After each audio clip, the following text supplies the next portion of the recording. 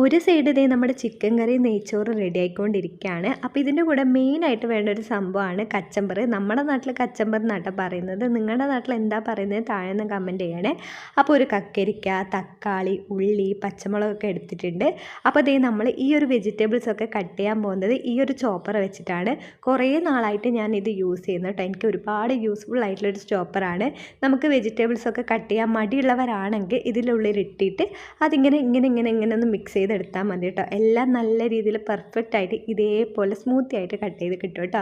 അപ്പോൾ ബീട്രൂട്ടൊക്കെ ഞാൻ ഇതിലാണ് യൂസ് ചെയ്യുന്നത്. ഇതാണെങ്കിൽ എനിക്ക് ഭയങ്കര യൂസ്ഫുൾ ആയിട്ടുള്ളൊരു സംഭവമാണ്. അപ്പോൾ അതേ നമ്മുടെ സബ്ജക്റ്റ് മാറിപ്പോകുന്നുണ്ട്. എല്ലാം കട്ട് ചെയ്തിട്ട് കുറച്ച് ഉപ്പും കൂടി ഇട്ടിട്ട് കുറച്ച് സമയം വെക്കുക. അപ്പോൾ ഇങ്ങനെ വെള്ളം പൊന്തി വരും കേട്ടോ.